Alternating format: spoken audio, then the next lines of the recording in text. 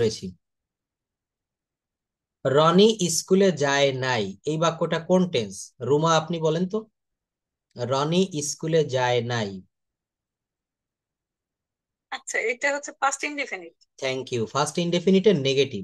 যদি বলতাম এর পাস্ট ইনডেফিনিটের অ্যাফার্মেটিভ কি হবে, রনি স্কুলে গিয়েছিল, তা আমরা কি রনি স্কুলে গিয়েছিল এটা অ্যাফার্মেটিভ, এর নেগেটিভ কি কখনো এভাবে কেউ বলে যে রনি স্কুলে গিয়েছিল না? এটা আমরা কিন্তু বাংলায় এমন কোনো সেন্টেন্স হয় না। অর্থাৎ আমাদেরকে এখানে বলতে হয় রনি স্কুলে যায়নি। অর্থাৎ কখন যায়নি? অতীতে যায়নি। একদিন আগে হইতে পারে, আজকে সকালবেলায় হইতে পারে। রনি স্কুলে যায়নি। তো আমাদের কি এটা মনে আছে যে পাস্ট ইনডেফিনিট টেন্সের গঠন প্রণালী কি, তার নেগেটিভের গঠন কি হবে, তার ইন্টারোগেটিভ, তার নেগেটিভ ইন্টারোগেটিভ? এটাকে আমি আগে একটু দেখাই দিয়ে আসবো, না এখান থেকে আমি পড়াটা একটু নিব? কেউ কি বলতে পারবেন কে কি করেছেন? কেউ কি কিছু লিখে রেখেছেন বা ইনস্ট্যান্ট বলতে পারবেন এখানে এই বাক্যগুলো কি হবে? একজন একটু বলেন তো, আমি একটু দেখি।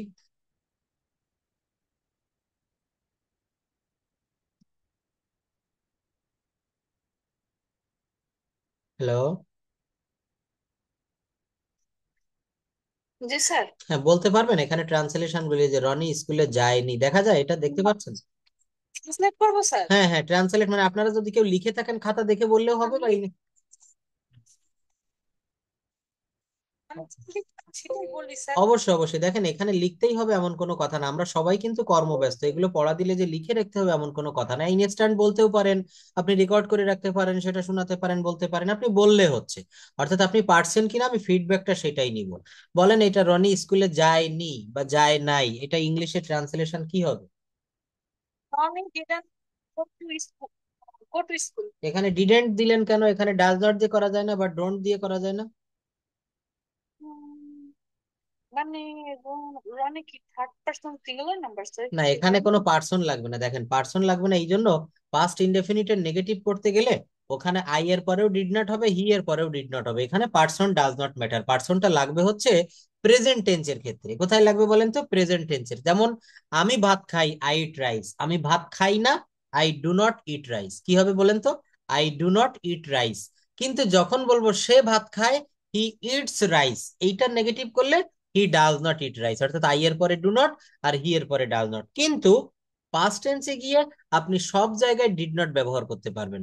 Roni did not go to school, কি লিখলাম? Roni did not go to school, Roni স্কুলে যায়নি। তুমি ভাত খেয়েছিলে, এটা কি হবে বলেন? Past perfect tense. না, এটা পাস্ট ইনডেফিনিটের নিয়মে করেন। তুমি ভাত খেয়েছিলে, জাস্ট সাবজেক্ট বসাবেন, ভার্বের V two for. Thank you. You ate rice. তো ইউ এট রাইস এটা পাস্ট ইনডেফিনিটে বলেছেন। ফার্স্ট ইনডেফিনিটের আরো কিছু বাক্য বলতে পারবেন? দেখেন ইংরেজি ভাষাটা না, আমি আপনাদেরকে কথা দিয়েছিলাম, ভর্তি করিয়েছিলাম এইটা বলে যে কিছু টেকনিক দেখাই দিব। টেকনিক হচ্ছে এইটা। কি? এখানে আপনি পাস্ট ইনডেফিনিটের একটা বাক্য বলেছেন, তুমি ভাত খেয়েছিলে, ইউ এট রাইস। সঙ্গে সঙ্গে আমাদের আরো অনেকগুলা পাস্ট ইনডেফিনিটের বাক্য বলতে হবে। তুমি মাছ ধরেছিলে, সে ঘুড়ি উড়িয়েছিল, সে কবিতা লিখেছিল, তারা গান গেয়েছিল, আমি একটা বাড়ি কিনেছিলাম, আমি একটা মোবাইল কিনেছিলাম। সঙ্গে সঙ্গে ওই স্ট্রাকচার দিয়ে আপনাকে কিছু বাক্য বলে ফেলতে হবে, বাক্য তৈরি করে ফেলতে হবে। কেন করতে হবে? আমি এই স্ট্রাকচার, এই রুলটা শিখে দেখি আমি নিজে নিজে পারি কিনা। যদি আপনি পারেন তাহলে আপনি সাকসেসফুল, আর যদি না পারেন তাহলে আমি দেখিয়ে দিব। আমার কথাটা কি বুঝতে পারছেন সবাই? সবাই আমাকে একটু রেসপন্ড করবেন প্লিজ, প্রত্যেকটা জায়গায় আমাকে একটু বুঝতে হবে যে আপনি বুঝতে পারছেন কিনা। হুম। এইটা তাজওয়ার জিশান, আপনি কি বুঝতে পেরেছেন আমি যা বললাম এখানে? হ্যাঁ, অর্থাৎ আপনি মাকসুদা আপা এই একই। তাহলে আজকে জয়েন করিনি কে? আজকে তো তাহলে এখনো উম আমাদের ওই যে আরেকজন কে জানি ছিলেন? হ্যাঁ, উনি ও জীবন, হ্যাঁ শেখ জীবন। আরেকজন এখানে থেকে যাচ্ছে, উনি ছিলেন হচ্ছে ওই যে উম কি জানি, ফাতেমা মঞ্জুরি, ওই আপাতত এখনো জয়েন করলো না। করেছি। করে দিচ্ছেন। ও আচ্ছা আচ্ছা। ও আচ্ছা, ঠিক আছে, তাহলে আমরা চারজন এখানে আছি। হ্যাঁ, তো উনি হয়তো একটু বাইরের কান্ট্রিতে আছে, তো জয়েন করতে পারবে, সমস্যা নেই। তো দেখেন এখানে আমি কথাটা কি বলেছি, কথা বলেছি হচ্ছে পাস্ট ইনডেফিনিটের একটা বাক্য বললে আমরা ওই সঙ্গে সঙ্গে ইনস্ট্যান্ট আরো কিছু বাক্য বলবো। এটা কিন্তু ল্যাঙ্গুয়েজটা শেখার একটা খুব দারুণ একটা টেকনিক। আমি যে কোনো একটা টেন্স, যে কোনো একটা স্ট্রাকচার বলে দিব, ওইটা দিয়ে। এবং আরো একটা কাজ করতে হবে, এইটা আমাদের ডে টু ডে লাইফে আমরা এই বাক্যগুলো ব্যবহার করব। যখন আপনি কাজটা করছেন তখন বলতে হবে I am eating rice, I am doing the work, I am doing the some, I am making a house, I am writing a letter, I am talking with mobile phone. এই বাক্যগুলো আমরা প্রতিনিয়ত যে কাজগুলো করি, আপনি অফিসে বসে আছেন, আমরা সোশ্যাল মিডিয়াতে বিভিন্ন সময় অ্যাক্টিভ থাকি, ওই কাজগুলোও কিন্তু আমাদেরকে ইংলিশে কন্ডাক্ট করতে হবে। অর্থাৎ এই ভাষাটাকে আমাদের জীবনের একটা অংশ করে নিতে হবে। এটা যদি আপনি করতে পারেন, তাহলে ওই জায়গাটা কিন্তু আপনি খুব ভালোভাবে ধরতে পারবেন। কোন জায়গাটা? ইংরেজি ল্যাঙ্গুয়েজটা চর্চা করা। চর্চা কিন্তু এটা এখানে দেখেন, কেউ আপনার সঙ্গে ইংলিশে কথা বলবে না। আপনি যত বড়ই চাকরিজীবী হন না কেন, আপনার বস, আপনার অফিসে আপনার কলিগ, কেউ, আমরা কেউ কারোর সঙ্গে ইংরেজি বলি না। কেন বলি না? Our first language is Bengali. আমাদের মাদার ল্যাঙ্গুয়েজ হচ্ছে বাংলা, আমরা সবসময় বাংলায় বলি। কিন্তু দেখবেন আমাদের দেশে যারা ফুটবল প্লেয়ার, যারা ক্রিকেট প্লেয়ার, এরা খুবই কম লেখাপড়া জানে। আমাদের সাতক্ষীরার ছেলে রয়েছে মুস্তাফিজুর রহমান, সৌম্য সরকার, যারাই থাকুক, এরা দেখবেন কেউ কিন্তু আহামরি হায়ার এডুকেটেড না, দুই একজন বাদে। তো এরা কিভাবে ইংরেজি শেখে? এরা কিন্তু ফ্লুয়েন্টলি, আপনার আমার থেকেও এই ক্রিকেট প্লেয়ার, ফুটবল প্লেয়াররা অনেক ভালো ইংরেজি জানে। How is it possible? এটা কিভাবে সম্ভব? কারণ ওরা যখন বিদেশে খেলতে যায়, তখন কিন্তু ওখানে ওই বিদেশি প্লেয়ারদের সঙ্গে খাওয়া, ঘুমানো, দেখা, তাদের সঙ্গে হোটেলে থাকা, সব একসঙ্গে করতে হয়। তো ওই বিদেশি প্লেয়াররা, ওরা কিন্তু সব ইংরেজিতে কথা বলে। ওরা কিন্তু তখনও there is no use a Bengali any single Bangla word, কখনো কোনো বাংলা শব্দ ব্যবহার করে না। তো ওই যে আমাদের দেশীয় প্লেয়াররা ওদের সঙ্গে খেলতে খেলতে, ওদের সঙ্গে মিশতে মিশতে, ওই ইংরেজি শুনতে শুনতে কিন্তু অটোমেটিকলি ইংরেজি শিখে যায়। কিভাবে শিখেছে বলেন তো? কোনো গ্রামার জেনে শিখেছে? শেখেনি। তো আমরা নিজেদের সঙ্গে নিজেরা কথা বলবো, এটা কি সম্ভব হবে? নিজের সঙ্গে নিজে কি কথা বলা যাবে? কেউ চেষ্টা করলে পারবেন একটু? এটা পারতে হবে, অবশ্যই পারবেন। তো তাহারা ফুটবল খেলেছিল, তাহারা ফুটবল খেলেছিল। তো তাহারা ফুটবল খেলিয়াছে, এইটা বললে কিন্তু প্রেজেন্ট পারফেক্ট হয়। কিন্তু যখন বললাম তাহারা ফুটবল খেলেছিল, এটা কিভাবে করবেন? এটা পাস্ট ইনডেফিনিটেও করতে পারেন, আবার পাস্ট পারফেক্টেও করতে পারেন। যদি পাস্ট ইনডেফিনিটে করেন, দে প্লেড ফুটবল, কি হবে? They played football. আর পাস্ট পারফেক্টে যদি করেন, তখন কি হবে? Anyone can say. Thank you, আপনার এই গ্রামার সম্পর্কে অনেক জ্ঞান রয়েছে। এটা যখন পাস্ট পারফেক্টে বলতে হবে, তখন প্রেজেন্ট পারফেক্টে যেমন হ্যাজ হ্যাভ ব্যবহার করেছেন, ওখানে হ্যাড ব্যবহার করতে হবে। কি ব্যবহার করতে হবে বলেন? হ্যাড। They had played. দেখেন বাংলাটা কিন্তু একই, এই বাংলা, এইটা পাস্ট ইনডেফিনিটের নিয়মে করলে they played football, subject plus ভার্বের ভি টু প্লাস অবজেক্ট। আর এইটা যখন পাস্ট পারফেক্টের নিয়মে করব, দে হ্যাড প্লেড ফুটবল। মনে রাখবেন, সাবজেক্টের পরে হ্যাজ, হ্যাভ বা হ্যাড ব্যবহার করলে পরবর্তীতে ভার্বটা ভি থ্রি হয়ে যায়। এটা কিন্তু এক দুই জায়গায় না, সব জায়গায়, যত জায়গায় বাক্যের ভিতরে হ্যাজ বা অবশ্যই প্রশ্ন করেন। স্যার, আর পাঁচ পাঁচ স্যার অনেক সময় একই রকম হয়ে যাচ্ছে, এই জিনিসটা একটুখানি আমার কাছে থ্যাংক ইউ। এই জায়গাটা আমি একটু লিখি, দেখেন লিখলে বুঝতে পারবেন। আমি একটু ফিরে আসি। এই জায়গাটা আমি একটু লিখে নিলাম, দেখেন এখানে আমি একটা বাক্য লিখলাম, I A T E, I ate rice, আর আই সি ই, আমি ভাত খেয়েছিলাম। আবার এই বাক্যটা আমি আরেকটু লিখলাম, I had eaten rice, E A T E N, I had eaten rice, আর আই সি ই। দেখেন দুইটা বাক্য আমি লিখেছি। একটা পাস্ট ইনডেফিনিট এর নিয়মে লিখেছি আই এট রাইস, আরেকটা বাক্য লিখেছি পাস্ট পারফেক্ট এর নিয়মে, ওখানে হ্যাড ব্যবহার করেছি। ওখানে আমি কি ব্যবহার করেছি? হ্যাড ব্যবহার করেছি। এইবার দেখেন, এই যে দুইটা বাক্য, জাস্ট 1 মিনিট, এই যে দুইটা বাক্য আমি লিখলাম, এই দুইটা বাক্যের ভিতরে এদের বাংলা গঠনটা কিন্তু একই শোনাবে। অর্থাৎ এখানে বাংলাটা কেমন হবে? বাংলাটা হবে আই এট রাইস, এর বাংলা অর্থ দাঁড়াবে এই সেন্টেন্সের আমি ভাত খেয়েছিলাম। আর আই হ্যাড ইটেন রাইস, এইটারও বাংলাটা অর্থ সেম মিনিং দিবে, আমি ভাত খেয়েছিলাম। কিন্তু দেখেন এইখানে, এইখানে বুঝতে গেলে, জাস্ট ওয়েট এ বিট, এখানে বুঝতে গেলে আপনাকে একটি কাজ করতে হবে, সেটা হচ্ছে আপনাকে ট্রান্সলেট করে দিতে হবে ইংলিশে। আপনি যদি বলেন আমি ভাত খেয়েছিলাম, এটা আপনি আই এট রাইস বললেও কেউ ভুল ধরবে না, আই হ্যাড ইটেন রাইস বললেও কেউ ভুল ধরবে না। কারণ বাংলাটা লেখা রয়েছে আমি ভাত খেয়েছিলাম। এখানে আপনি আই হ্যাড রিটেন লিখলে এটা বোঝা যাবে পাস্ট পারফেক্টের নিয়মটা ধরে করেছেন। আর আই এট রাইস, এইটা বললে বোঝা যাবে যে আপনি পাস্ট ইনডেফিনিটের নিয়মটা অনুসরণ করে করেছেন। কিন্তু কথা আছে, আই হ্যাড ইটেন রাইস, এই বাক্যটাকে আবার এইভাবেও লেখা যায়। এটা কিন্তু আমি জাস্ট অরিজিনাল পাস্ট পারফেক্টটা এখানে তুলে দিয়েছি, কিন্তু পাস্ট পারফেক্টে বিফোর বা আফটার ব্যবহার করেও করা যায়। কেমন? ডাক্তার আসিবার পূর্বে রুগীটি মারা গেল, ডাক্তার আসার পরে রুগীটি মারা গেল। এই উদাহরণটা আমরা ছোটবেলা থেকে বিভিন্ন গ্রামার বইতে দেখতে দেখতে বড় হয়েছি, নাকি ছোটবেলায় পড়েছি না আমরা এটা? ডাক্তার আসিবার পূর্বে, ডাক্তার আসিবার পূর্বে রুগীটি মারা গেল, ডাক্তার আসিবার পরে রুগীটি মারা গেল। এই বাক্যগুলো আমরা কিভাবে বলতে পারতেছি? এই বাক্যগুলো কিন্তু আমরা পাস্ট পারফেক্টের নিয়মে বলতেছি। Ruma Begum, can you hear me? মাঝে মাঝে একটু প্রশ্ন করবেন, মাঝে মাঝে একটু আমার সঙ্গে সঙ্গ দিবেন। বিলকিস বেগম, আপনিও কথা বলবেন। শুধু মাকসুদা খানম উনি দেখছি কথা বলছে, সবাইকে পার্টিসিপেট করতে হবে। তো দেখেন এই যে জায়গাটা, এখানে কিন্তু আই হ্যাড ইটেন রাইস, এই বাক্যটাকে এখানে একটু আগে পরে আনা যায়। শব্দটা কিভাবে? সে আসার আগে আমি ভাত খেয়েছিলাম। I had eaten rice before he came. তো এই যে অতীতকালে দুইটা কাজ পাশাপাশি সময়ে হচ্ছে, তো যে কাজটি কি হবে, যে কাজটি অপেক্ষাকৃত আগে হবে, সেই কাজটি কিন্তু পাস্ট পারফেক্টের নিয়মে করব, সেখানে হ্যাড ব্যবহার করব। আর যে কাজটি অপেক্ষাকৃত পরে হবে, সেই কাজটি আমরা পাস্ট ইনডেফিনিটের নিয়মে করব, ওখানে ব্যবহার করব সাবজেক্ট প্লাস ভার্বের ভি টু প্লাস অবজেক্ট। আমি কি বোঝাতে সক্ষম হয়েছি?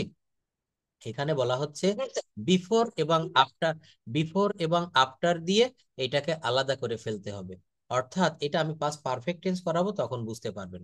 তো দেখেন আমি কোন জায়গাটায় ছিলাম, আমি হচ্ছে এখানে একটু প্রেজেন্টেশন, বা আমি এইটা সম্ভবত একটু করতে বলছিলাম আপনাদেরকে, যে এই যে জায়গাটা ছিল, আহ আমরা এইটা একটু দেখি পারি কিনা।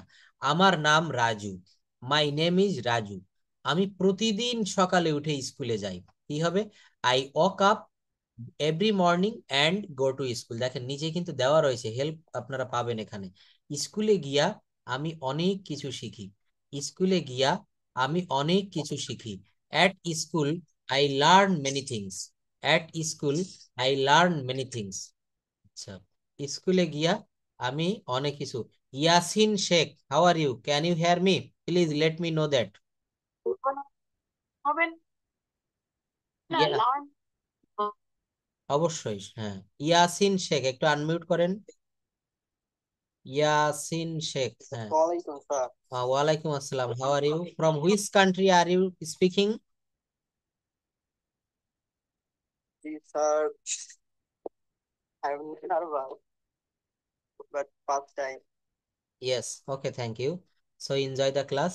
যদি কোথাও কখনো কিছু বুঝতে সমস্যা হয়, আমাকে একটু কোশ্চেন করবেন। আচ্ছা, এখানে কে জানে কেবল কি বলছেন? রুমা কি বলতে চাচ্ছেন এখানে? যে আই হ্যাড ইটেন না কি জানি একটা বলছেন, আপনি বলেন। এখানে দেখেন অ্যাট স্কুল, হ্যাঁ বলেন বলেন, আপনার একটা প্রশ্ন ছিল কি জানি। হ্যাঁ, আমার একটা প্রশ্ন ছিল, লার্ন হবে না লার্ন হবে? হ্যাঁ, এইটা দেখেন, এটা কিন্তু দুইটাই কারেক্ট।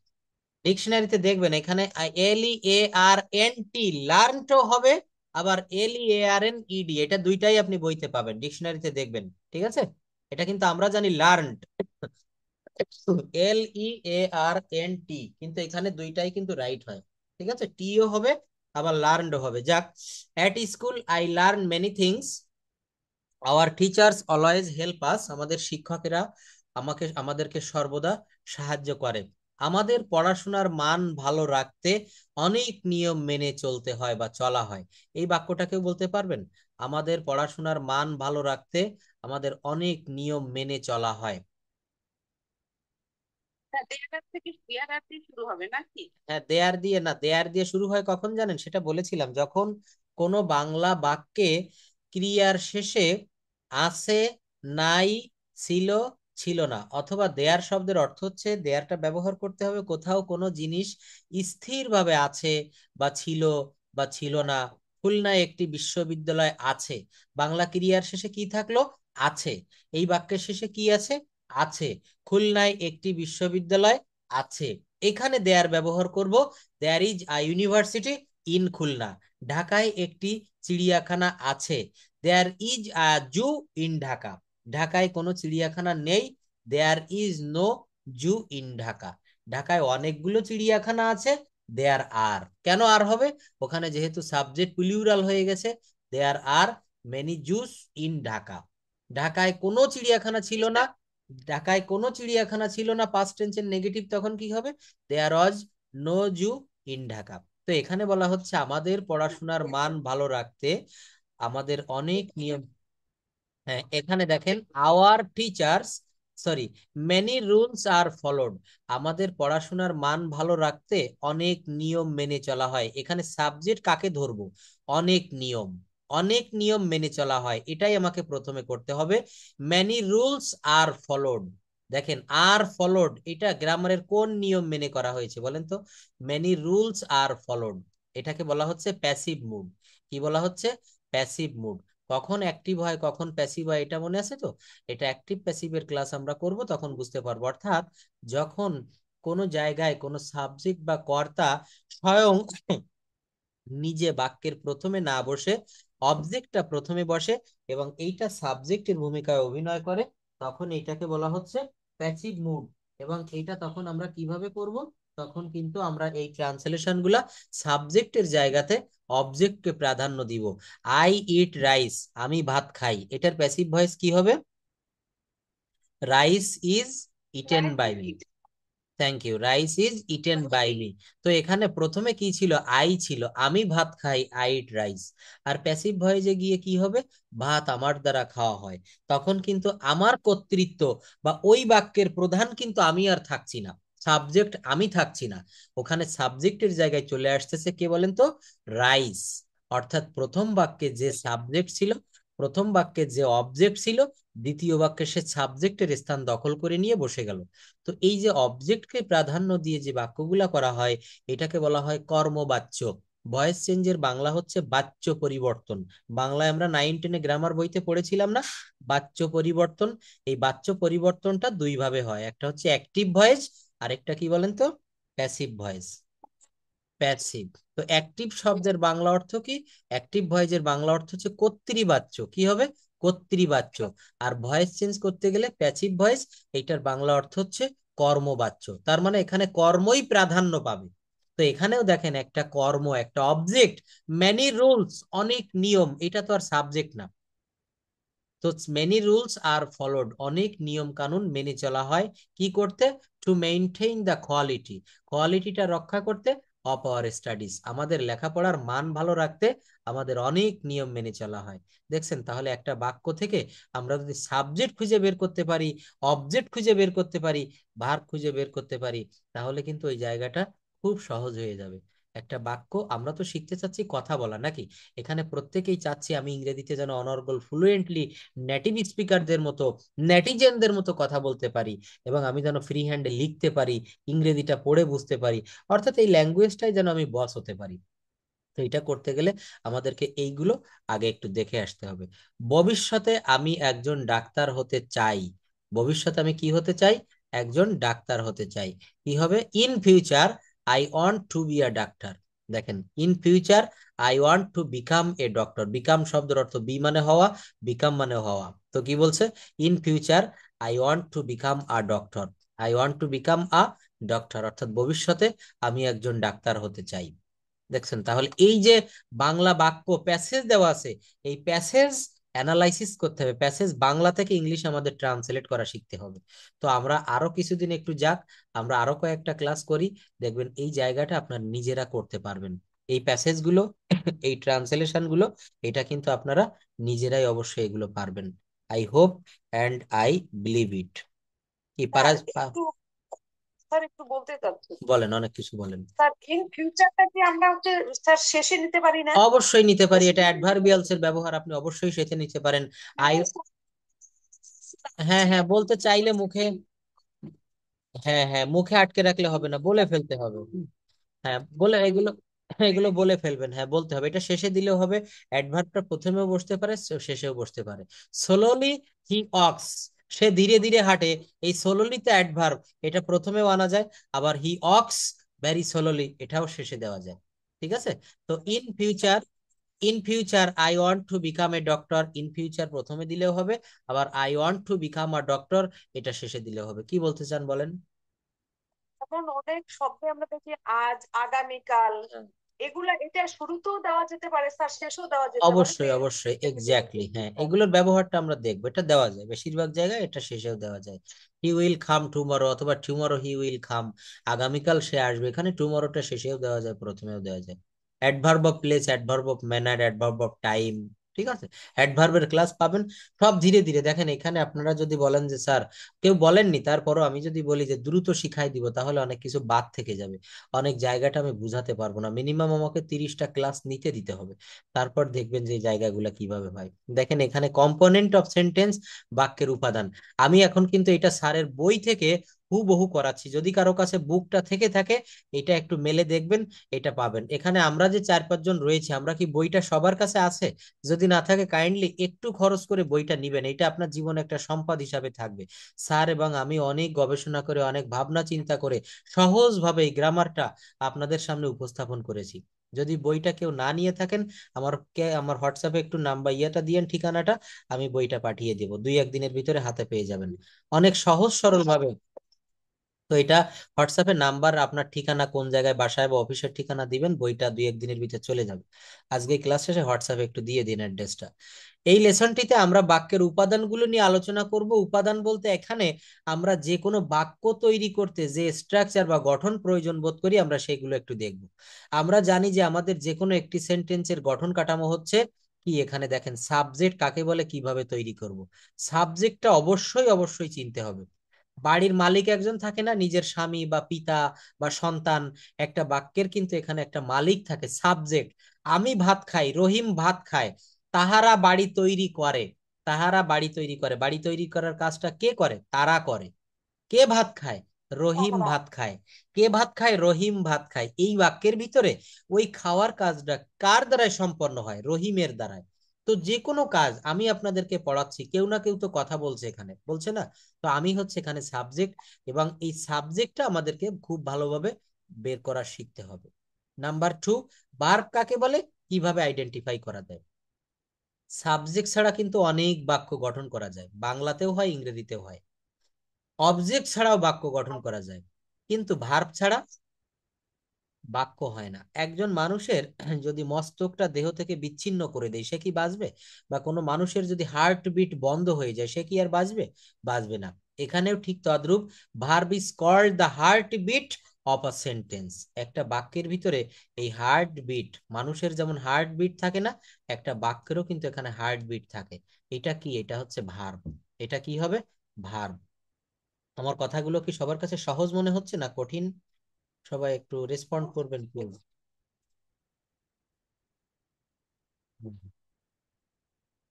সেই জায়গাটা আজকের ক্লাসের পরে আর কখনো কোনো সমস্যা হবে না।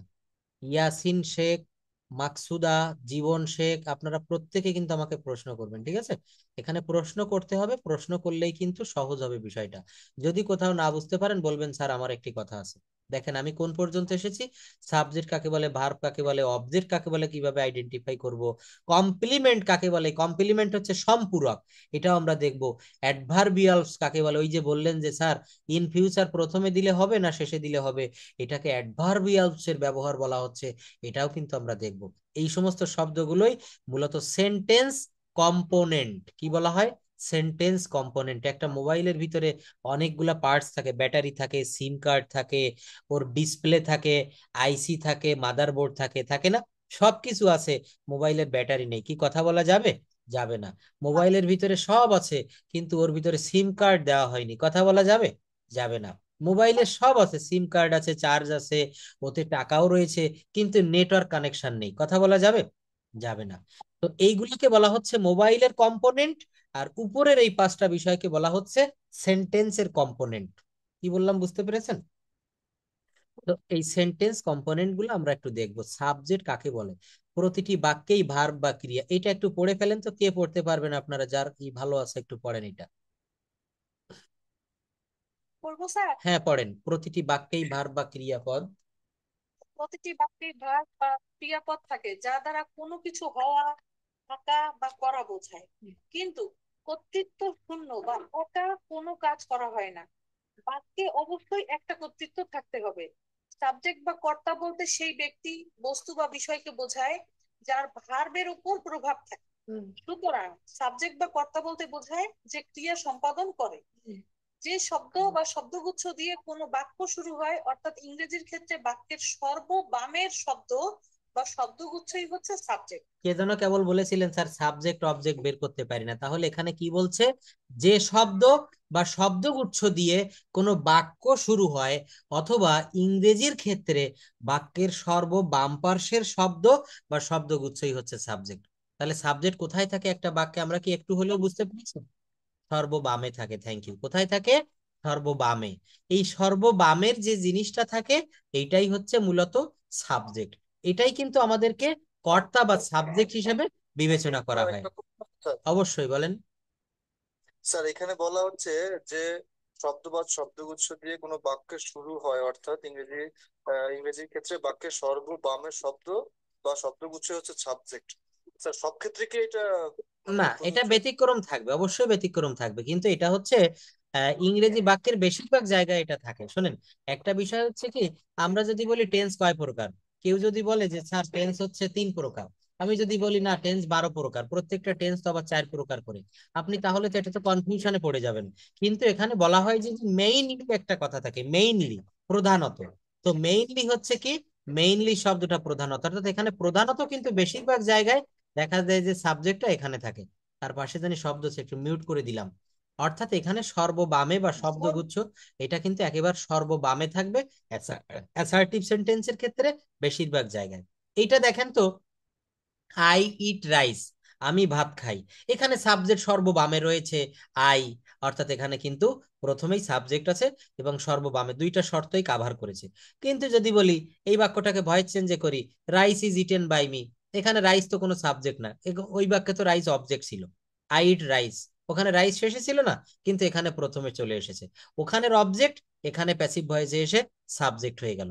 অর্থাৎ এইটা ধরে নিতে হবে, সর্ববামে বা প্রথমে যেটা থাকে এটাই বেশিরভাগ জায়গায় সাবজেক্ট হয়। সিম্পল সিম্পল সাবজেক্ট এবং এর মডিফায়ার বা অতিরিক্ত তথ্য প্রদানকারী। মডিফায়ারটা কেমন? কোন সাবজেক্ট সম্পর্কে যে অতিরিক্ত তথ্য দেয় তাকে মডিফায়ার বলে। এর প্রত্যেকটার বিস্তারিত ক্লাস থাকবে। তো অতিরিক্ত তথ্য প্রদানকারী শব্দ, শব্দগুচ্ছ, complement subject. For example, Ruma is doing the work, এখানে সাবজেক্টকে সর্ববামে কে রয়েছে? রুমা, রুমা কিন্তু এখানে subject. Karim has passed his HSC exam, Karim তার এইচএসসি পরীক্ষায় পাশ করিয়াছে। কে পাশ করিয়াছে? করিম, করিম এখানে সাবজেক্ট। কেন সাবজেক্ট? করিম সর্ববাম পার্শ্বে রয়েছে। Arif's father gave him a new mobile phone, আরিফের বাবা তাকে একটা নতুন মোবাইল ফোন কিনে দিয়েছিল, তাহলে এখানে সাবজেক্ট কে? আরিফস ফাদার, এটা কিন্তু এখানে subject. The mango is very tasty, the mango is very tasty, আমগুলো খুব সুস্বাদু।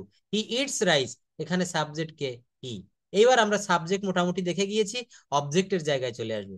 সাধারণত কোন সেন্টেন্সের ভার্বকে, সাধারণত কোন সেন্টেন্সের ভার্বকে কাকে বলবো? ভার্বকে। কি বা কাকে হট বা হুম দ্বারা প্রশ্ন করে যে উত্তর পাওয়া যায় তাকে অবজেক্ট বলে। For example, he gave me a pen, দেখেন এই যে he gave me a pen, এখানে কিন্তু ডাবল অবজেক্ট রয়েছে। এখানে কি আছে? ডাবল অবজেক্ট আছে, একটু ভালো করে লক্ষ্য করবেন সবাই। Just wait a bit. আচ্ছা, এখানে কি লিখলাম? He gave me a pen, বলছে সাধারণত কোন সেন্টেন্সের ভার্বকে হট অথবা হুম দ্বারা প্রশ্ন করতে হবে। সে আমাকে কি দিয়েছিল? হট দ্বারা প্রশ্ন করেন তো উত্তর চলে আসে কলম দিয়েছিল। কি দিয়েছিল? কলম। এই ভার্ব গেভ কে প্রশ্ন করেন হুম দ্বারা, কাকে দিয়েছিল? মি কে দিয়েছিল, আমাকে। তার মানে বলতে পারি এই বাক্যে দুইটা অবজেক্ট রয়েছে। কয়টা অবজেক্ট আছে? দুইটা, একটা মি একটা, পেন একটা। তো ডাবল অবজেক্টের বাক্য বলে এটাকে। তা কি বললাম এখানে? অবজেক্ট বা কর্ম কিভাবে খুঁজে বের করব? সাধারণত কোন সেন্টেন্সের ভার্বকে, কাকে প্রশ্ন করব? ভার্বকে, আর কারো কাছে আমরা যাব না কিন্তু। সাধারণত কোন সেন্টেন্সের ভার্বকে কি বা কাকে দ্বারা প্রশ্ন করলে যে উত্তর পাওয়া যায়, মনে রাখবেন দুইটা শব্দ দ্বারা প্রশ্ন করতে পারি, কি বা কাকে। এই দুইটা দ্বারা প্রশ্ন করলে যে উত্তর পাওয়া যায় সেইটাই কিন্তু অবজেক্ট হবে। এই সেন্টেন্সের ভার্ব হচ্ছে গেভ, এই গেভ শব্দটিকে হট এবং হুম দ্বারা প্রশ্ন করে দুইটি উত্তর পাওয়া যাচ্ছে। যদি বলি কি দিয়েছিল? কলম দিয়েছিল। কাকে দিয়েছিল? মি, মানে আমাকে দিয়েছিল। তার মানে এই বাক্যে দুইটা অবজেক্ট রয়েছে। কয়টা অবজেক্ট আছে? দুইটা। মনে রাখবেন ভার্বকে প্রশ্ন করতে হবে কি বা কাকে দ্বারা। কি দ্বারা প্রশ্ন করব? কি বা কাকে দ্বারা প্রশ্ন করে যে উত্তর চলে আসবে ওইটাই কিন্তু অবজেক্ট বা কর্ম। অবজেক্ট আবার দুই প্রকার, একটা ইনডিরেক্ট অবজেক্ট, যেটা ব্যক্তিবাচক হয়ে থাকে, আর একটা হচ্ছে ডিরেক্ট অবজেক্ট, যেটা বস্তুবাচক হয়ে থাকে। মনে রাখবেন ডিরেক্ট অবজেক্ট, ইনডিরেক্ট অবজেক্ট। অর্থাৎ ইনডিরেক্ট প্রথমে লিখতে হয়, এটা ব্যক্তিবাচক বা প্রাণীবাচক, আর ডিরেক্ট অবজেক্ট হচ্ছে বস্তুবাচক। ডিরেক্ট অবজেক্ট বস্তুবাচক মনে রাখবেন। উপরের বাক্যে মি হচ্ছে ইনডিরেক্ট অবজেক্ট, আর পেন হচ্ছে ডিরেক্ট অবজেক্ট। কেন পেন ডিরেক্ট অবজেক্ট? এটা জড় বস্তু, এটার প্রাণ নাই। আর মি হচ্ছে indirect object. I eat rice, এখানে rice object. He reads a book, এখানে book object. They told me the real story, এটা একটা object. The teacher helped us, us একটা object. Karim is catching fish, Karim এখানে ফিশ একটা object. ভার্বকে ভার্বকে কাকে অর্থাৎ হুম দ্বারা প্রশ্ন করলে ব্যক্তিবাচক। মনে রাখবেন কি বলেছি, ভার্বকে হুম দ্বারা প্রশ্ন করলে ব্যক্তিবাচক বা ইনডিরেক্ট অবজেক্ট পাওয়া যায়, এবং ভার্বকে হট দ্বারা প্রশ্ন করলে ডিরেক্ট অবজেক্ট বা বস্তুবাচক অবজেক্ট পাওয়া যায়। কমপ্লিমেন্ট বা পরিপূরক কাকে বলে? কমপ্লিমেন্ট শব্দের অর্থ হচ্ছে পরিপূরক। কি বললাম বলেন তো? কমপ্লিমেন্ট শব্দের অর্থ হচ্ছে পরিপূরক। আমরা ভাতের সঙ্গে বিভিন্ন রকমের পুষ্টিকর খাবার খাই না, এগুলাকে বলা হচ্ছে কমপ্লিমেন্ট, সাপ্লিমেন্টারি।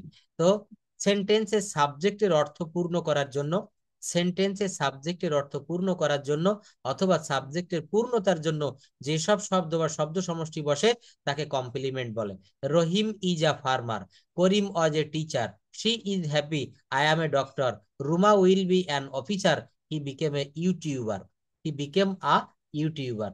মূলত কমপ্লিমেন্ট চেনার একটি সহজ উপায় হচ্ছে যে সাবজেক্টে থাকে অবজেক্টে সেই একই ব্যক্তি বা বিষয় সম্পর্কে কথা বলা হয়, অর্থাৎ যে সাবজেক্ট সেই হচ্ছে অবজেক্ট। কি বললাম?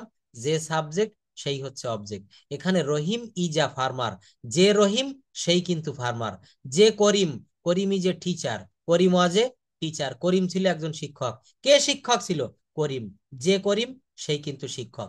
তাহলে আমরা মনে রাখবো যে সাবজেক্ট অ্যান্ড অবজেক্টে যদি একই বিষয়, ব্যক্তি বা বস্তুর কথা বলা হয়, মূলত যে সেন্টেন্সের ভার্বগুলা বি ভার্ব থাকে এবং সেই বি ভার্বই মেইন ভার্ব হিসেবে আরো কিছু লিঙ্কিং ভার্ব সেন্টেন্সে বসে, তাকে কমপ্লিমেন্ট বলে। কমপ্লিমেন্ট আবার দুই প্রকার, সাবজেক্ট কমপ্লিমেন্ট আর একটি হচ্ছে অবজেক্ট কমপ্লিমেন্ট। মনে রাখবেন সাবজেক্ট কমপ্লিমেন্ট বলতে কোনো অ্যাডজেক্টিভ নাউন বা প্রোনাউনকে বোঝায় যা কোনো লিঙ্কিং ভার্বের পরে বসে। সাবজেক্ট কমপ্লিমেন্ট বলতে অ্যাডজেক্টিভ নাউন বা প্রোনাউনকে বোঝায় যা কোনো লিঙ্কিং ভার্বের পরে বসে। লিঙ্কিং ভার্ব মূলত বি ভার্বের যে কোনো ফর্মকেই লিঙ্কিং ভার্ব বলে, যেমন am, is, are, was, are, be, been, being. এবং এগুলো ছাড়াও সাধারণ ভার্ব যেগুলোকে বি ভার্ব দ্বারা রিপ্লেস করা যায়, যেমন seem, feel, like, become, taste, appear, look, smell, et cetera, এই শব্দগুলো যদি ভার্ব হিসেবে বসে তাহলে সেটি সাবজেক্ট কমপ্লিমেন্ট হিসেবে যুক্ত হতে পারে। আমরা এখন একটু দেখব অবজেক্ট কমপ্লিমেন্ট। যেসব নাউন বা অ্যাডজেক্টিভ বা ফ্রেজ কোনো ইনডিরেক্ট অবজেক্টের পরে বসে এদেরকে মডিফাই করে তাদেরকে অবজেক্ট কমপ্লিমেন্ট বলে। কি বললাম? যেসব নাউন বা অ্যাডজেক্টিভ বা ফ্রেজ কোনো ইনডিরেক্ট অবজেক্টের পরে বসে এদেরকে মডিফাই করে এদেরকে অবজেক্ট কমপ্লিমেন্ট বলে। For example, I made him captain, I kept her happy. I kept her happy, এখানে দেখেন যেসব নাউন বা অ্যাডজেক্টিভ বা ফ্রেজ কোনো ইনডিরেক্ট অবজেক্টের পরে বসে, এই যে আই মেড হিম, কি আমি তাকে কি বানিয়েছিলাম? ক্যাপ্টেন তৈরি করেছিলাম, we made him captain. I kept her happy, আমি তাকে সুখে রেখেছিলাম। দেখেন এখানে হার অর্থাৎ এই নাউনের পরে, সরি, যেসব নাউন বা অ্যাডজেক্টিভ বা ফ্রেজ কোনো ইনডিরেক্ট অবজেক্টের পরে বসে, এই যে হার, হিম, এটা হচ্ছে এই বাক্যে অবজেক্ট। তো এই অবজেক্টের পরে যা কিছু বসে এইটাকে অবজেক্ট কমপ্লিমেন্ট বলে। এই অবজেক্টের অর্থটাকে পরিপূর্ণ রূপ দেওয়ার জন্য এই হিমের পরে ক্যাপ্টেন বসেছে, হারের পরে হ্যাপি বসেছে। এবার আমরা একটু দেখবো অ্যাডভার্বিয়ালসটা কেমন হয়। অ্যাডভার্বিয়ালস হচ্ছে কোনো সেন্টেন্সের ভার্বকে যখন, কোথায়, কখন, কিভাবে, কতবার, কেন দ্বারা প্রশ্ন করে উত্তর বের করা হয়, সেই উত্তরটাই হচ্ছে অ্যাডভার্বিয়ালস। আমি যদি বলি আমি মেয়েটাকে একটা গোলাপ ফুল দিয়েছিলাম পার্কে বসে, কোথায় দিয়েছিলাম? পার্কে। এই যে কোথায়, ইন দা পার্ক, এটাই হচ্ছে অ্যাডভার্বিয়ালস। এবং এই অ্যাডভার্বিয়ালস এর ব্যবহার করে করে বাক্যটাকে অনেক বড় করা হয়। কিভাবে বড় করা হয় সবাই আমরা এখানে একটু দেখবো, অ্যাডভার্বিয়ালস এর ব্যবহার করে কিভাবে আমরা বাক্য অনেক ছোট থেকে বড় করতে পারি। রহিম গেভ রূপা, রহিম রূপাকে দিয়েছিল, এই বাক্যটাকে আমি বড় করব। রহিম গেভ রূপা, রহিম রূপাকে দিয়েছিল, কি দিয়েছিল? এ রোজ। দেখেন বাক্যটা একটু বড় হয়ে গেল। আচ্ছা, উইথ প্লেজার, তাহলে কিভাবে দিয়েছিল? গোলাপ ফুলটা কিভাবে দিয়েছিল রহিম রূপাকে? উইথ প্লেজার, আনন্দের সাথে। কি দাঁড়ালো? Rahim gave Rupa a rose with pleasure. Rahim আনন্দের সাথে রূপাকে একটা গোলাপ ফুল দিয়েছিল। কোথায় দিয়েছিল? এট দ্য পার্ক, পার্কে বসে দিয়েছিল। ভ্যালেন্টাইন্স ডেতে বা কোনো স্পেশাল ডেতে পার্কে বসে রহিম রূপাকে আনন্দের সাথে একটা গোলাপ ফুল দিয়েছিল। কখন দিয়েছিল? সময়টা কি ছিল? In the evening, in the evening, সন্ধ্যাবেলায় দিয়েছিল। কেন দিয়েছিল? To met with her, to meet with her, তার সাথে দেখা করতে বা দেখা করে রহিম সন্ধ্যাবেলায় পার্কে বসে আনন্দের সাথে রূপাকে একটা গোলাপ ফুল দিয়েছিল। আমার প্রথম বাক্যটা ছিল রহিম গেভ রূপা, রহিম রূপাকে দিয়েছিল। রহিম কি করেছিল? রূপাকে দিয়েছিল। এই বাক্যটাকে আমি অ্যাডভার্বিয়ালস ব্যবহার করে করে, এই যে বলছে অ্যাডভার্বিয়ালস হচ্ছে কোন সেন্টেন্সের ভার্বকে কোথায়, কখন, কিভাবে, কতবার, কেন ইত্যাদি দ্বারা প্রশ্ন করে উত্তর বের করা হয়, সেই উত্তরটাই হচ্ছে মূলত adverbials. Rahim gave Rupa a rose with pleasure at the park in the evening to meet with her. এই সেন্টেন্সে উইথ প্লেজার শব্দটি গেভকে হাউ দ্বারা প্রশ্ন করে। কিভাবে দিয়েছিল রূপাকে? আনন্দের সাথে। এট দ্য পার্ক শব্দটিকে ফায়ার দ্বারা প্রশ্ন করে। কোথায় বসে গোলাপ ফুলটা দিয়েছিল? পার্কে বসে। ইন দ্য ইভিনিং শব্দটি হোয়েন দ্বারা প্রশ্ন করে। দিনে বা রাতের কোন টাইমে দিয়েছিল? সন্ধ্যাবেলায়, ইন দ্য ইভিনিং। আচ্ছা, তারপর টু মিট উইথ হার শব্দটি হোয়াই দ্বারা প্রশ্ন করে উত্তর পাওয়া যায়। কেন দিয়েছিল? তার সাথে সাক্ষাৎ করতে বা সাক্ষাৎ করার জন্য গোলাপ ফুলটা দিয়েছিল। এইভাবে কোন সেন্টেন্সে অ্যাডভার্ব ব্যবহার করে আমরা অনেক বড় তৈরি করতে পারি। কি করতে পারি? আমরা অনেক বড় তৈরি করতে পারি। এবং এই অ্যাডভার্বিয়ালের ব্যবহার করে করে এটা আমরা পরবর্তী ক্লাসে আরো দেখবো, আরো পাবো যে একটা বাক্যকে কিভাবে আমরা ছোট থেকে টেনে লম্বা করতে পারি, কিভাবে বড় করতে পারি। নেক্সট চ্যাপ্টার 5-এ আমরা দেখব নাম্বার জেন্ডার কেস। আমরা কথার ভিতরে বলি না হি ইটস রাইস, এখানে এস হলো কেন? তো আমরা বলে দেই যে হি হচ্ছে থার্ড পারসন সিঙ্গুলার, নাম্বার একজন। তো এই নাম্বার কি, পারসন কি, জেন্ডার কি, কেস কি, আমরা এটা একটু দেখব। কি এটা কি আমাদের প্রয়োজন আছে না নাই বলেন? আচ্ছা স্যার। আছে। তো অবশ্যই আছে। দেখেন এই জায়গাটা আমরা কিন্তু অনেকেই মানে জানি, ছোটবেলায় পড়ে এসেছি নাম্বার বা বচন কাকে বলে, কিন্তু এর কিছু কিছু গুরুত্বপূর্ণ নিয়ম এখানে আমি উপস্থাপন করছি যেটা আপনাদের ইন ফিউচার লাইফে কাজে লাগবে। নাম্বার শব্দের অর্থ বচন, সাধারণ অর্থে সংখ্যাকে বোঝায়। গ্রামারের ভাষায় যার দ্বারা কোনো গণনাবাচক নাউন বা প্রোনাউনের একমাত্রিক বা বহুমাত্রিক অবস্থাকে বোঝায় তাকে নাম্বার বলে। অর্থাৎ সংক্ষেপে বলতে পারি ওই জিনিস বা ওই বিষয়টা এটা এক বচন নাকি বহু বচন, একটি না দুইটি না তিনটি, এইটা যার দ্বারা বোঝায় তাকে নাম্বার বা বচন বলে। বচন মূলত সংখ্যার ধারণা। নাম্বার দুই প্রকার, singular number and plural number. Singular number যা দ্বারা কোনো গণনাবাচক নাউন বা প্রোনাউনের একক মাত্রা অবস্থাকে বোঝায় তাকে সিঙ্গুলার নাম্বার বলে। আমার কাছে একটি টাকা আছে, একটি কলম আছে, একটি টেবিল আছে, একটি কুকুর আছে, একটি বই আছে। সব কয়টি করে আছে? এই একটি। এটাকে বলা হচ্ছে সিঙ্গুলার নাম্বার। প্লুরাল নাম্বার কি? যার দ্বারা কোনো গণনাবাচক নাউন বা প্রোনাউনের বহুমাত্রিক অবস্থাকে বোঝায় তাকে প্লুরাল নাম্বার বলে। যেমন দেখেন pens, tables, cat, dogs, books et cetera. আমার অনেকগুলো বই আছে, আমার একটি বই আছে। অর্থাৎ একটি হচ্ছে এক বচন আর একটি হচ্ছে বহু বচন। সিঙ্গুলার নাম্বারকে প্লুরাল নাম্বারে পরিবর্তন করার নিয়ম, এই নিয়মটা আমাদের একটু হোমওয়ার্ক থাকবে। কিভাবে? সাধারণত সিঙ্গুলার নাউনের শেষে এজ যোগ করে প্লুরাল করতে হয়। সাধারণত সিঙ্গুলার নাউনের শেষে এজ যোগ করে প্লুরাল করতে হয়। খাউ, খাউস, বয়, বয়েজ, গার্ল, গার্লস। এইবার রুল 2-তে কি বলছে? সিঙ্গুলার নাউনের শেষে S, S S, S H বা এক্স অথবা জেড থাকলে শেষের সি এইচ এর উচ্চারণ চয়ের মতো হলে ওইসব নাউনের শেষে ই এর যোগ করতে হয়। যেমন দেখেন বুশ, বুশ মানে হচ্ছে ঝোপঝাড়। Bushes, box, boxes, branch, branch কি হবে বলেন তো? ব্রাঞ্চেস, ব্রাঞ্চ কি হবে? ব্রাঞ্চেস। তারপর দেখবেন ইঞ্চ, ইঞ্চেস। ব্যতিক্রম কিছু নিয়ম আছে।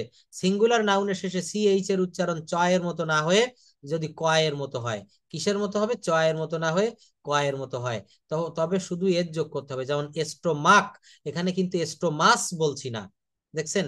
এখানে এস্টোমাক, এক্সটোমাক্স। সিঙ্গুলার নাউনের শেষ বর্ণটি ও হলে এবং তার পূর্বের বর্ণটি কনসোনেন্ট হলে ওই নাউনের শেষে ই এর যোগ করে প্লুরাল করতে হয়। যেমন হিরো, হিরোস, নিগ্রো, নিগ্রোস, কার্গো, কার্গোস। ব্যতিক্রম কি হবে? কিন্তু কিছু নাউনের শেষে ও এবং ও এর পূর্বে কনসোনেন্ট থাকা সত্ত্বেও সেগুলোর শেষে এর যোগ করে প্লুরাল করতে। এখানে অল্প কিছু নিয়ম আমি যোগ করেছি যেগুলো আমাদের প্রতিনিয়ত কথা বলতে গেলে কাজে লাগে। এমন 12 থেকে 13টি নিয়ম দিয়েছি। এইগুলোকে আমরা একটু বাড়িতে পড়তে পারবো। 10টা নিয়ম দিয়েছি মাত্র। এই 10টা নিয়ম, এগুলো আমাদের কাজের ফাঁকে ফাঁকে অবসর সময়ে আমরা এই পিডিএফ গুলো একটু পড়ে ফেলবো। কি পারা যাবে তো সবাই? মিস্টার জীবন শেখ প্লিজ এটা দেখেন, এটা জি স্যার, করতে হবে। এটা পারবেন, কেন পারবেন না? এটা তো কোনো বড় রকেট সায়েন্স না, এটা তো কোনো ঘাম ঝরানোর কাজ না। এটা বাসায় বসে চুপচাপ নিরিবিলি আমাদের এগুলো পড়তে হবে। এবার আসবো আমরা জেন্ডার বা লিঙ্গ। জেন্ডারের আবিধানিক অর্থ হলো লিঙ্গ, অর্থাৎ জেন্ডার হচ্ছে কোনো নাউন বা প্রোনাউনের সেই রূপ যা দিয়ে প্রকাশ করা হয় ওই নাউন বা প্রোনাউনটি স্ত্রী, পুরুষ নাকি অন্য কোনো কিছু। এখানে টাইপ অফ জেন্ডার, জেন্ডার সাধারণত 4 প্রকার। ম্যাসকিউলিন জেন্ডার পুরুষ লিঙ্গ, ফেমিনিন জেন্ডার স্ত্রীলিঙ্গ, নিউটার জেন্ডার ক্লিবলিঙ্গ, কমন জেন্ডার উভয় লিঙ্গ। কয়টা বললাম? Masculine, feminine, neuter, common. Masculine, feminine, neuter, common. পুরুষ লিঙ্গ, স্ত্রীলিঙ্গ, ক্লিবলিঙ্গ, উভয় লিঙ্গ। আমরা ছোটবেলায় কিন্তু 3, 4, 5, 6, 7, 8 এর বইতে আমরা এগুলো পড়ে এসেছি। কি ঠিক তো? দেখেন এগুলো কিন্তু আমাদের সবই পড়া আছে। ছোটবেলায় সব করে আসছি। আমরা ছোটবেলায় যা পড়ে এসেছি এখন আবার তাই পড়তেছি, তাই না? তাহলে কি আমরা আবার ছোট হয়ে গেলাম নাকি? এগুলো আমাদের দরকার, কারণ কি জানেন, এইগুলো পড়ে আমরা রেখে দিয়েছি তো এর উপরে খুব সুন্দর করে যত্ন করে মরিচা পড়ে গেছে। তো এই মরিচা এখন আমি খুব সুন্দর করে ঘষে ঘষে সুন্দর করে তুলে দিব। আপনারা একটু মনে রাখবেন, আমার ক্লাসগুলো একটু শুনবেন এবং এই পিডিএফটা দেখবেন, ক্লাস রেকর্ডটা দেখবেন। দেখবেন এই জায়গাগুলোতে আর কখনো কোনোদিন সমস্যা থাকবে না। Am I clear? Yes sir. আচ্ছা, মাঝে মাঝে একটু সংকেত দিবেন, নইলে আমি বুঝবো যে আপনারা ঘুমিয়ে পড়েছেন। ম্যাসকিউলিন জেন্ডারটা কেমন হয়? যে নাউন বা প্রোনাউন দ্বারা কোনো প্রাণীর পুরুষবাচক অবস্থাকে বোঝায় তাকে ম্যাসকিউলিন জেন্ডার বা পুরুষ লিঙ্গ বলে। ম্যান, বয়, ব্রাদার, বুল, হি, ডগ, কক ইত্যাদি। এটা হচ্ছে ম্যাসকিউলিন জেন্ডার। ফেমিনিন জেন্ডার কাকে বলে? যে নাউন বা প্রোনাউন দ্বারা কোনো প্রাণীর স্ত্রীবাচক অবস্থাকে বোঝায় তাকে ফেমিনিন জেন্ডার বলে। ওম্যান, খাউ, সিস্টার, গার্ল, শি, হেন ইত্যাদি। নিউটার জেন্ডারটা কেমন? যে নাউন দ্বারা কোনো প্রাণীর স্ত্রী বা পুরুষ কোনো অবস্থা না বোঝায় তাকে নিউটার জেন্ডার বলে। বুক, পেন, টেবিল। আমরা এখানে আরেকটু বলতে পারি, জড়বস্তু যাবতীয় যা কিছু রয়েছে সবকিছুকে কোন জেন্ডার বলে? নিউটার, নিউটার জেন্ডার বলে। এই যে মনে রয়েছে, অনেক জোরে বলতে পেরেছেন, ধন্যবাদ। তো নিউটার জেন্ডার হচ্ছে এইটা। আরেকটা কি হবে? Common gender. এটা কেমন হবে? স্ত্রী পুরুষ কোনটিকে না বুঝিয়ে এমন একটা শব্দ বলবো, বেবি। বেবি বললে সে পুরুষ বেবি হইতে পারে, মেয়ে বেবি হইতে পারে। Cousin, student, teacher, citizen, enemy ইত্যাদি। যে নাউন বা প্রোনাউন দ্বারা কোনো প্রাণীর পুরুষ বা স্ত্রী কোনো অবস্থাকে না বুঝায় তাকে কমন জেন্ডার বলে। অর্থাৎ এখানে স্ত্রীও হতে পারে, পুরুষও হতে পারে। কাজিন বললে সে আমার মামাতো ভাইও হতে পারে, বোনও হইতে পারে। এইবার দেখবো আমরা জেন্ডার পরিবর্তনের নিয়ম। তো এই 4টা জেন্ডার কি আমরা বুঝতে পেরেছি? যে মুখস্থ হয়ে গেছে, যাক আমি শুনে খুব খুশি হলাম। কথা শুনেই কিন্তু মুখস্থ করতে হবে, শ্রুতিধর হতে হবে। শ্রুতিধর মানে বোঝেন, এটা এক কথায় প্রকাশ বাংলায় যে যে ব্যক্তি শোনা মাত্রই মনে রাখতে পারে, শ্রুতিধর। জব এক্সাম পরীক্ষায় কিন্তু এগুলোতে প্রায় আসে, যে কোনো কথা শুনে মনে রাখতে হবে, আমাদেরকে শ্রুতিধর হতে হবে। জেন্ডার পরিবর্তনের নিয়ম কি, কেমনে পরিবর্তন করব? কতগুলা নাউনের ক্ষেত্রে, কিসের ক্ষেত্রে? কতগুলা নাউনের ক্ষেত্রে সম্পূর্ণ ভিন্ন শব্দ ব্যবহার করে ফেমিনিন জেন্ডার করতে হয়। যেমন দেখেন, ম্যাসকুলিন থেকে ফেমিনিন করব, ফাদার। কি লিখলাম এখানে? ফাদার। ফাদার থেকে আসবে mother, brother, sister, husband, wife, husband, wife. অর্থাৎ এখানে ম্যাসকুলিন থেকে ফেমিনিন করলাম একেবারে ভিন্ন ওয়ার্ড ব্যবহার করে। রুল 2, কতকগুলা নাউনের শেষে ইএস এর যুক্ত করে ফেমিনিন করা হয়। কতকগুলা নাউনের শেষে কি যোগ করব আমি? ইএস এর যোগ করব। ম্যাসকুলিন এবং ফেমিনিন। অথর, যিনি বইয়ের প্রকাশক, গ্রন্থ লেখক, অথরেস। Baron, barons. Count, countess. Prophet, prophets. দেখেন এগুলো রুল 3, শোনেন একটু। কতকগুলা ম্যাসকুলিন নাউনের শেষে ভায়েল তুলে দেওয়ার পর উহাদের শেষে ইএস এর যোগ করে ফেমিনিন করতে হয়। কি যোগ করতে হবে? ইএসএস। অ্যাক্টর, অভিনেতা, অ্যাক্ট্রেস, অভিনেত্রী। তো এই যে বাক্যগুলা, কন্ডাক্টর, পরিচালক, কন্ডাক্ট্রেস, কন্ডাক্ট্রেস উচ্চারণটা দেখতে হবে কিন্তু। আমি যখন আপনাদের প্রোনাউন্সিয়েশনের ক্লাস নিব তখন কিন্তু ব্রিটিশ অ্যাকসেন্ট, আমেরিকান অ্যাকসেন্টের উচ্চারণগুলো আমরা শিখব। You have to pronounce every word very clearly like the native speaker. ফরেনাররা যেভাবে বলে আপনারও কি ইচ্ছা করে না সেইভাবে বলতে? অবশ্যই ইচ্ছা করে। তো এই ইচ্ছাটাকে আমরা কিভাবে বাস্তবায়ন করব? ওখানে কিছু শব্দ উচ্চারণের সিস্টেম রয়েছে। আমরা ভেজিটেবল বলি, বাঙালিরা কি বলি? ভেজিটেবল। এটা কি ভেজিটেবল হবে? এটা হবে ভেজিটেবল। এটা হবে ভেজিটেবল, ভেজিটেবল। ঠিক আছে? তো এই উচ্চারণগুলো আমরা যদি একটু কারেক্ট করি, আমরা পি এর জায়গায় ফ বলবো, টি এর জায়গায় ঠ বলবো। এখানে কালকে দেখিয়েছিলাম না যে কিভাবে টাং টুইস্টার প্র্যাকটিস করতে হয়? দেখিয়েছিলাম, মনে আছে?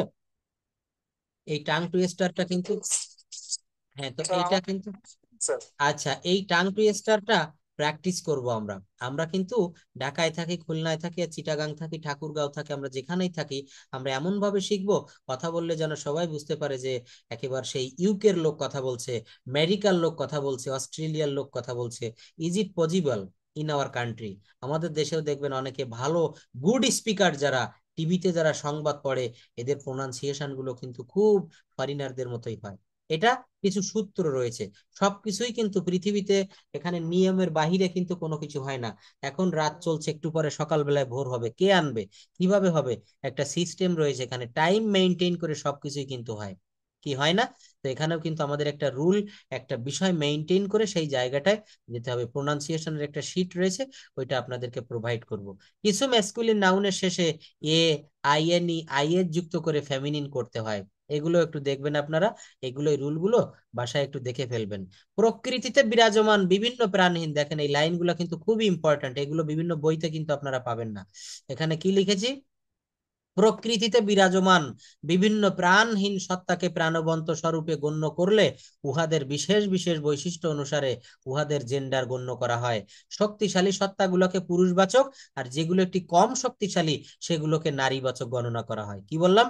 শক্তিশালী প্রাকৃতিক সত্তা, যেমন সান, সূর্য গরমের সময় অত্যন্ত দেখবেন খুব হিট হয়ে কিরণ দেয়, এটা কি পুরুষের মতো একটা শক্তি মনে করা হয়।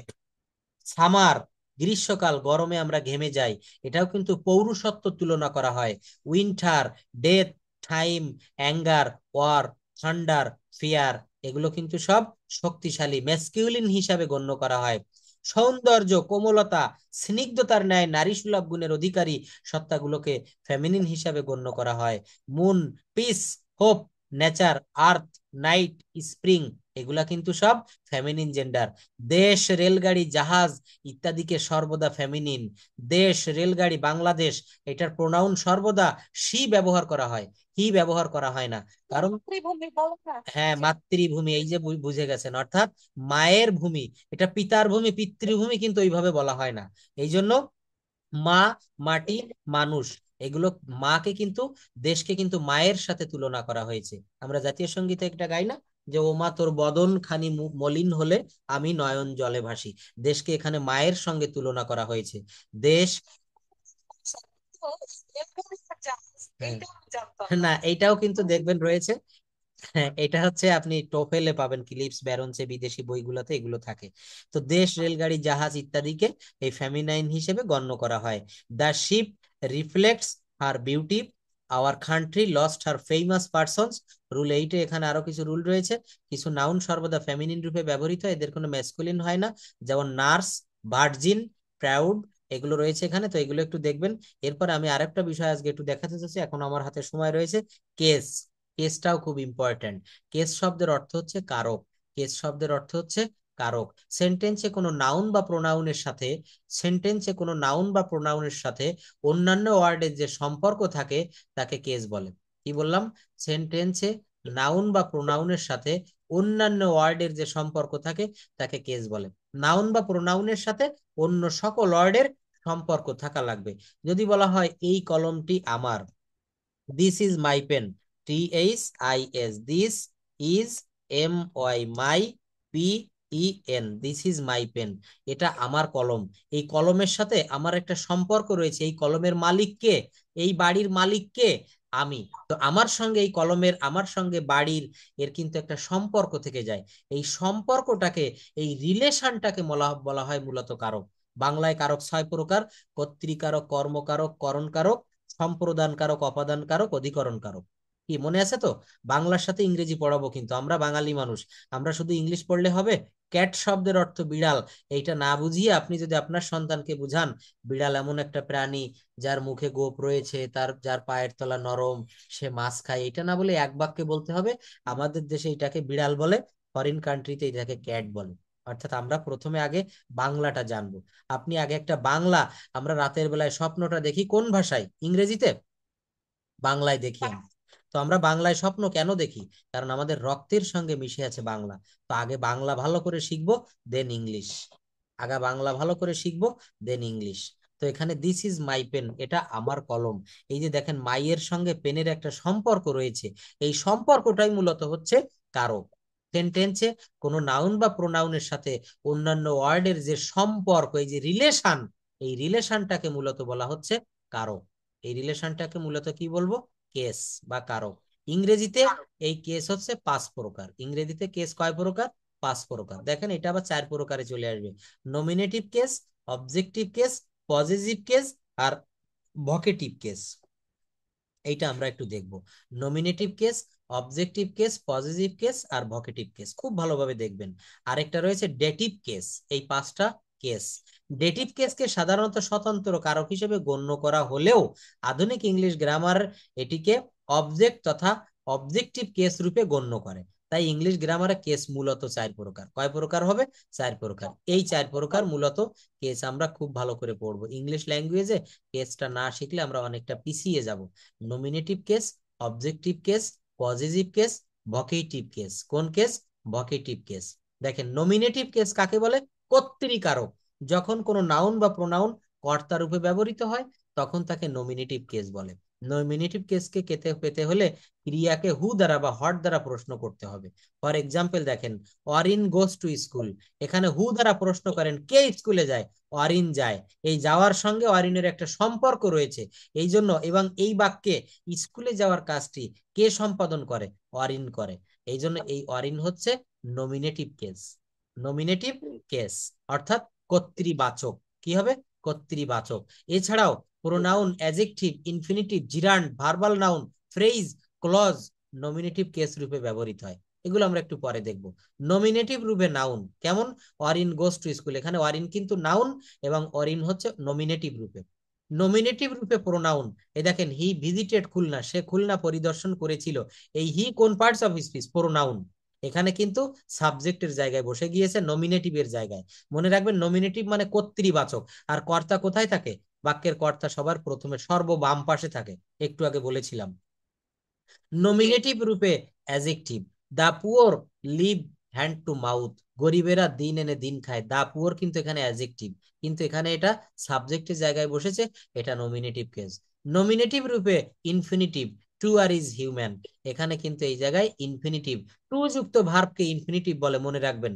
ভার্বের আগে টু বসালে ইনফিনিটিভ হয়ে যায়, অসমাপিকা। যেমন আই ওয়ান্ট টু ইট, আমি খেতে চাই। I want to go, I want to write. ওই to write, to go, to eat এইগুলোকে বলা হয় ইনফিনিটিভ। ভার্ব যখন ক্লাস নিব ভার্বের ভিতরে এটা থাকবে। অবজেক্টিভ দেখেন, যখন কোনো নাউন বা প্রোনাউন কর্মরূপে ব্যবহৃত হয় তখন তাকে কি বলে? অবজেক্টিভ কেস বলে। অবজেক্টিভকে পেতে হলে ক্রিয়াকে হুম অথবা হট দ্বারা প্রশ্ন করতে হবে। কি দ্বারা প্রশ্ন করতে হবে?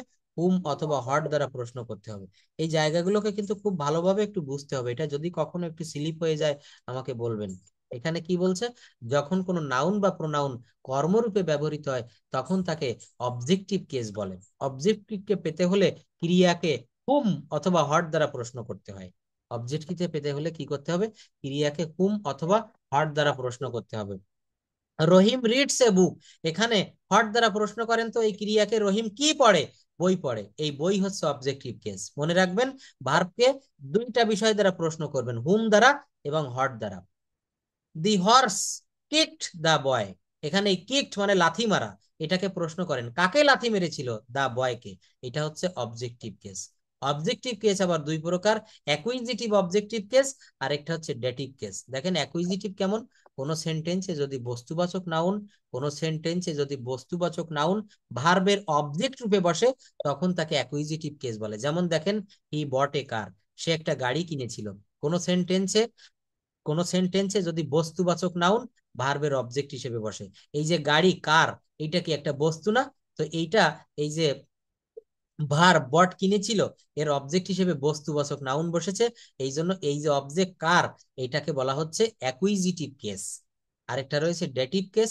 কোন সেন্টেন্সে যদি ব্যক্তিবাচক নাউন ভার্বের অবজেক্ট রূপে বসে, তখন তাকে ডেটিভ কেস বলে। আই লাইক দ্য ম্যান, এখানে লাইক হচ্ছে ভার্ব, এই ভার্বের একটা অবজেক্ট বসেছে ম্যান, আর এই ম্যানের জীবন আছে না, জীবন্ত ব্যক্তি, এই জন্য এটাকে বলা হচ্ছে ডেটিভ কেস।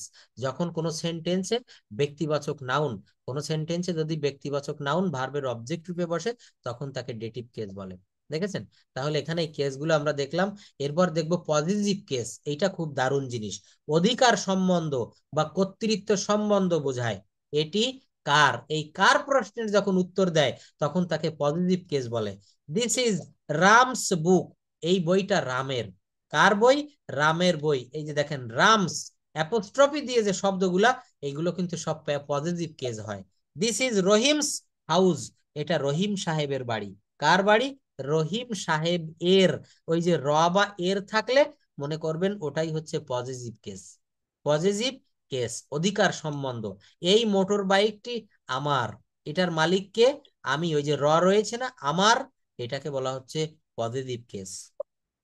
তো এটা দেখেন, এখানে কিছু নিয়ম দেখা রয়েছে। শব্দের শেষে এস ভিন সিঙ্গুলার নাউন সাধারণত অ্যাপোস্ট্রফি এস যোগ করে পজিটিভ করা হয়। জীবিত নাউনের ক্ষেত্রে এমন হয়, যেমন সাখাওয়াতস বুক, যে নাউনগুলো জীবিত, এখানে সাখাওয়াতের প্রাণ রয়েছে, এটা কিন্তু এখানে সাখাওয়াতস বুক, এটা হচ্ছে সিঙ্গুলার অ্যাপোস্ট্রফি হলো। কামাল স্পেন, ইয়েস, এক কথায় ব্যক্তিবাচক, হ্যাঁ এক কথায় ব্যক্তিবাচক। শেষে এস যুক্ত সিঙ্গুলার এর শেষে শুধু অ্যাপোস্ট্রফি যোগ করে পজিটিভ করা হয়। যেখানে স্বধ্বনি একাধিক থাকে, যেমন জিজাস স্পিচ অর্থাৎ যীশু খ্রিস্টের বক্তব্য, ব্রুটাস কার, কিডস পোয়েম, অর্থাৎ যেসব শব্দের শেষে এই যে এস থাকবে, দেখেন এই জিজাস, জিজাস বানানি কিন্তু এরকম। কিডস পোয়েম, কিডস বানানি কিন্তু KEATES। শেষে এস থাকলে শুধু এস এর পরে অ্যাপোস্ট্রফি দিলেই হয়ে যাবে। ব্রুটাস কার, ব্রুটাসের গাড়ি। কিডস পোয়েম অর্থাৎ বা ছোট বাচ্চাদের কবিতা। এগুলো কিন্তু আমরা এইভাবে এখানে পরিবর্তনের কয়েকটা নিয়ম রয়েছে। অচেতন পদার্থের ক্ষেত্রে নাম্বার 8 কি বলছে? অচেতন পদার্থের ক্ষেত্রে এস অর্থাৎ অ্যাপোস্ট্রফি না বসিয়ে অফ বসিয়ে পজিটিভ করা হয়। কেমন দেখেন অচেতন পদার্থ? The chair's leg are broken. কি বললাম? The chair's leg are broken, টেবিলের পায়াগুলো ভেঙে গিয়েছে। এটা কিন্তু ভুল বাক্য, কেননা এই চেয়ারের কিন্তু প্রাণ নেই। বলতে হবে the legs of the chair are broken, the legs of the chair are broken, টেবিলের পায়াগুলো ভেঙে গিয়েছে। The rice of Dinajpur is very fine, দিনাজপুরের চাউল খুব দারুণ। তো আরেকটি রয়েছে হচ্ছে, সবটা অবজেক্ট করতে হবে। হ্যাঁ এখানে যেগুলো এই যে অচেতন পদার্থ, এখানে অ্যাপোস্ট্রফি এস না দিয়ে এই যে লিখেছি এখানে অফ বসিয়ে এইগুলাকে এই পজিটিভ করতে হবে। তারপর দেখেন সময়, দূরত্ব, ওজন প্রকাশক নাউনের সাথে এস যোগ করা আছে, এটা পড়বেন। এরপর vocative case, go there Rahim, may I come in sir, অর্থাৎ ভকেটিভ শব্দের অর্থ হচ্ছে সম্বোধন। কাউকে ডেকে বা কারো উদ্দেশ্য করে যখন কিছু বলা হয়, ওই যে ব্যক্তিকে ডাকা হয় বা যাকে উদ্দেশ্য করে বলা হয়, এটাকে বলা হচ্ছে ভকেটিভ কেস। উপরের সেন্টেন্স দুটিতে রহিম এন্ড স্যার, রহিম এই যে গো দেয়ার রহিম, সেখানে যাও তো Rahim. May I come in sir, sir আমি কি ভিতরে আসতে পারি? উপরের সেন্টেন্স দুটিতে রহিম এন্ড স্যার দুটি নাউনে সম্বোধন করে কিছু বলা আছে। এখানে নাউন দুটির সাথে স্ব স্ব বাক্য দুটির অপর অংশ দুটির সাথে যে সম্পর্ক, তাই হচ্ছে ভকেটিভ কেস। এক কথায় বাক্যে নাউনের মাধ্যমে কাউকে সম্বোধন করে কিছু বলা হলে তার কেসকে ভকেটিভ কেস বলে। যেমন brother could I take your pen, brother please could I take your pen, goodbye mother, এই যে দেখেন শুভ বিদায় মা, কাকে উদ্দেশ্য করে বলছেন? মাকে। ব্রাদার আমি কি তোমার কলমটা ব্যবহার করতে পারি? তো এখানে ব্রাদার, মাদার, এগুলা হচ্ছে ভকেটিভ কেস, অর্থাৎ এর বাংলাটা হচ্ছে সম্বোধন পদ। এটার অর্থ হচ্ছে সম্বোধন পদ, সম্বন্ধ পদ আর সম্বোধন পদ। কাউকে ডেকে কখনো কিছু বলা হচ্ছে, আর সম্বন্ধ হচ্ছে সম্পর্ক যখন থাকবে। এই দুইটা বিষয় কিন্তু শুনতে একই রকম, কিন্তু একটু পার্থক্য, সম্বন্ধ আর সম্বোধন। আজকের ক্লাসে অনেকগুলো বিষয় একই সঙ্গে আলোকপাত করলাম। আশা করি আপনারা সবাই এখানে কম বেশি বুঝতে পেরেছেন। আমার এই শীট আরো একটু দেখবেন, ক্লাস রেকর্ডটা শুনবেন, জায়গাগুলোতে কভার হয়ে যাবে। যদি কখনো কোনো সমস্যা হয় কাইন্ডলি আমাকে নক করবেন। তো দ্যাটস অল ফর টুডে। হ্যাঁ বলেন।